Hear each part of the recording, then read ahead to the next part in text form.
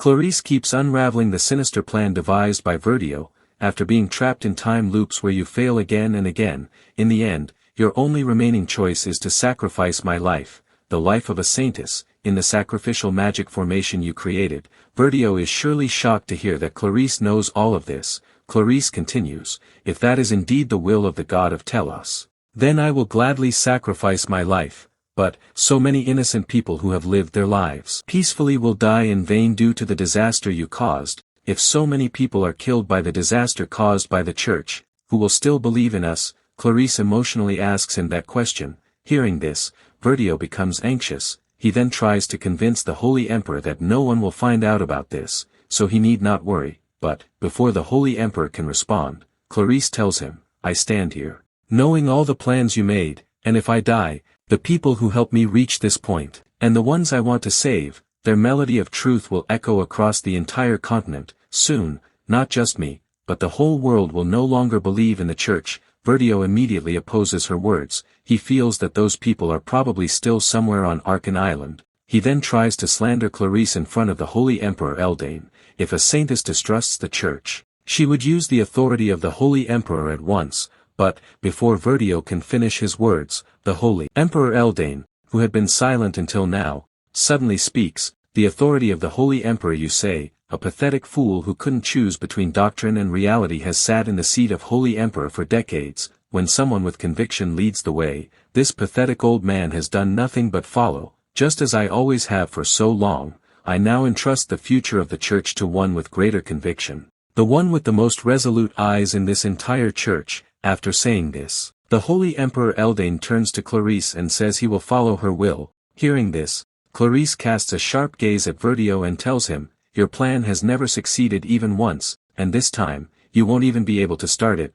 Verdio can only stand frozen upon hearing this. With the two highest authorities of the church facing Verdio, Clarice then says, in the name of the Holy Emperor Eldane, the highest servant of the god of Telos, I, Saintess Clarice, hereby declare that Archbishop Verdio has been stripped of his position. But, right after Clarice declares this, she is then shocked and confused when she hears laughter coming out of Verdio's mouth. Despite the situation being heavily against him, strangely, Verdio laughs, with a face that looks like a madman. He asks Clarice if she thinks everything will change just because of that. He then tightly grabs Clarice's hand and drags her away from there. Clarice is certainly surprised by this. She asks what he is doing, with a cruel expression.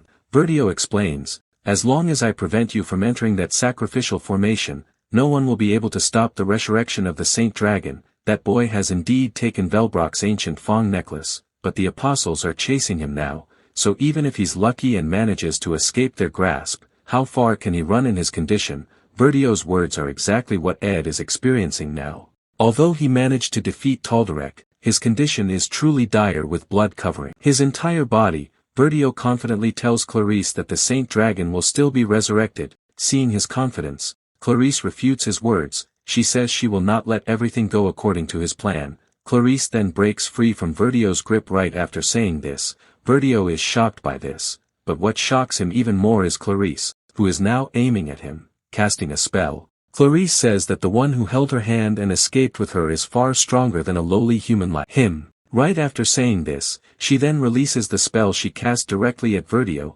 It is a sacred magic, divine power emission, which has the effect of nullifying nearly all magical effects on the target and dealing physical damage. Casting this spell seems to drain a lot of energy, making Clarice look exhausted now, but its impact is truly powerful, strong enough to instantly bring Verdio down, with a battered body.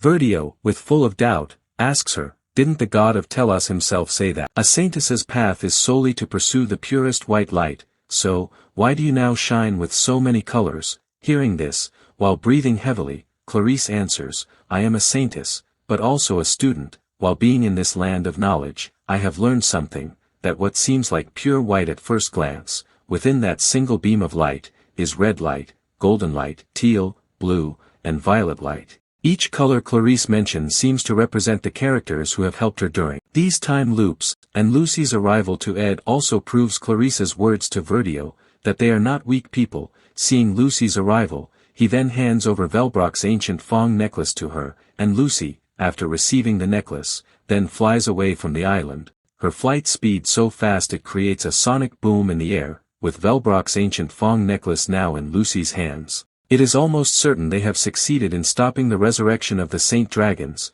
and while Lucy is carrying out the final mission, Clarice continues her words, light, when all those come together, that's how it becomes pure white. While Ed and the others are busy stopping the impending disaster, the atmosphere at the academy is still lively with the second joint combat training event. The protagonist Taylor, who is now a senior, is facing the first-year students, although they are a year apart. Their resistance cannot be underestimated. The first-year students are in high spirits, all wanting to score high by defeating their senior, so they will surely give their all. It all began at the start of the scenario. For some unknown reason, not a single first-year student was admitted to Class A. Ed himself does not join in the excitement. He speeds toward a certain place riding Marilda, but his condition is truly dire now. He is also nearly out of mana, making him unable to maintain Marilda's summoning continuously, and he falls to the ground after failing to sustain Marilda's summoning. Although Ed is extremely exhausted now, he keeps trying to get up. The scenario still continues. Based on the original scenario, Taylor would defeat his final opponent, Claude, the top-ranked first-year student in the alchemy faculty, but Claude refuses to admit defeat, which leads him to make a reckless decision by drinking a forbidden potion, blood of the fallen god. And that's how he becomes the mid-boss of this episode. Claude screamed louder and lost his sanity right after drinking the potion. Empowered by the evil god Mebular's magic, he unleashes all sorts of dark spells. With such a drastic increase in his power, he, who was previously defeated by Taylor, now manages to push him back. This sudden increase in power leaves Taylor unable to react, causing him to receive a fatal attack. In this episode, challenges keep coming one after another, and since this is the climax of the episode, the protagonist, battered from endless battles, struggles even to stand. Even so, the scenario continues. Ed and Taylor share the same experience now. Although their condition is dire and they are mentally and physically exhausted, it doesn't bring them down. They then stand again, preparing to face the challenges ahead. Taylor realizes that the opponent he is facing now cannot be underestimated, so, he channels his mana into his sword and slashes through all the impure things summoned by Claude. Claude is shocked to see his attack, and before he could react, Taylor is already right in front of him, delivering a slash toward the dark magic protecting him. That slash is one of Taylor's signature moves, Elemental Slash. This move can now cut through darkness. With Taylor's current power, he can also cut through any elemental power, and while Ed is staggering toward a certain place with a body covered in blood, a powerful sword energy suddenly emerges from a nearby building, destroying its roof. It is the Elemental Slash delivered by Taylor. Ed doesn't stop his steps or even glance when it happens. Now it is Act 3, the second joint combat training episode. In the original scenario, this is roughly how the episode should end. After using Elemental Slash, Taylor finally defeats Claude and stops his rampage. He, who was once mocked as a failed swordsman, is now recognized by many as one of the strongest at the academy, and his victory is celebrated by professors, students, and his friends. Taylor raises his sword high to show his resilience. That moment is etched in everyone's memory, but unfortunately, that happiness is short-lived, because as soon as Taylor leaves the exam arena,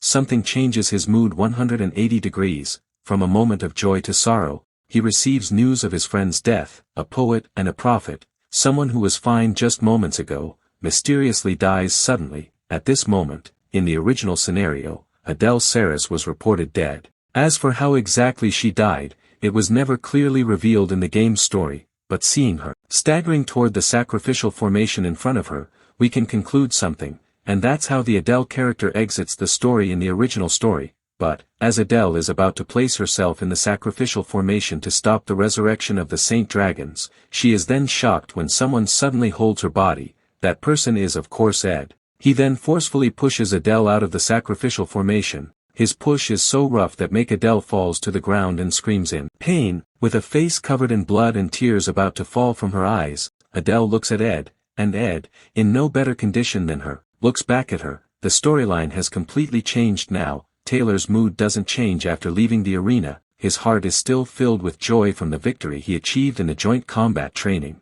and neither he nor his group ever hear news of anyone's death as in the original story. Meanwhile, on the other side, there are rumors of a disturbance involving the church. It is a commotion that occurred at the chapel. because Clarice has exposed all his plans and thwarted them. Verdio is furious at her and impulsively tries to attack her, but fortunately, before Verdio can get close, the guards quickly react and subdue him before he can harm the Saintess. The church does not spread the issue and tells the public that it has been handled as an internal church matter. Therefore, the title of Saintess of Mistrust that Clarice received in the original story is now gone. The Saint Dragon also fails to be resurrected early, because Lucy has thrown the necklace, the key to its resurrection, far away from the island, and without the Saintess of Mistrust, the church's forces will never invade Arkan Island, and the Act 3 boss that rampages against them, Awakened Lucy, will also never appear. Lucy pauses for a moment while flying above the lake where she discarded Velbrock's ancient Fong necklace, while also watching the sun slowly set. A sudden desire arises in her heart at this moment. She wants to eat jerky. Perhaps many things happened earlier than in the original scenario, but the important thing is, the academy remains peaceful, without riots or disasters that kill many people.